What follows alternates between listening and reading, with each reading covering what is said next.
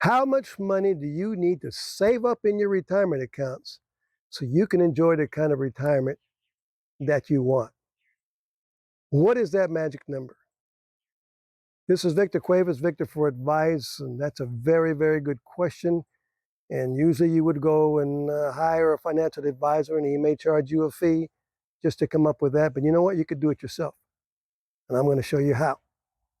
First of all, you have to arrive at that income figure that you need. So that takes a little bit of thinking, maybe even a little bit of planning to do it, but come up with a number.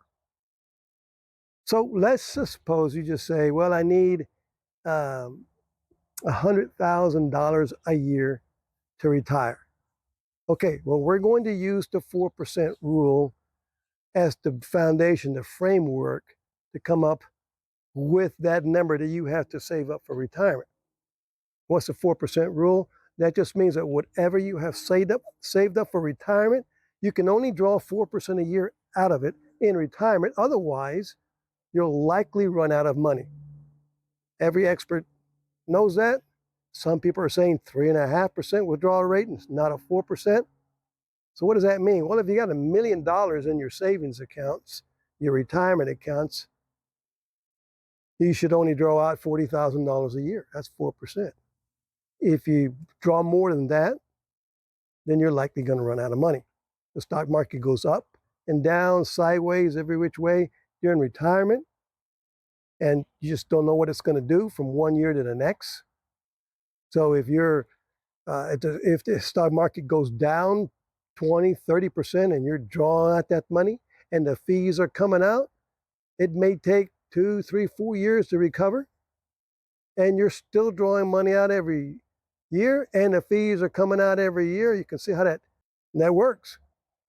And so every kind of study that's been done saying you're probably going to run out of money. Now, some people out there will say you can draw 5%, 6%. Wrong.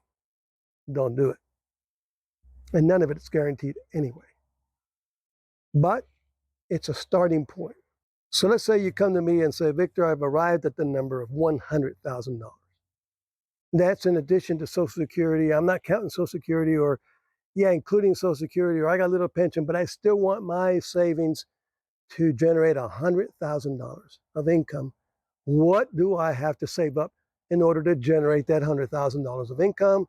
Just multiply that figure by 25. You come up with $2.5 million. 4% of $2.5 million, $100,000. It's just that easy.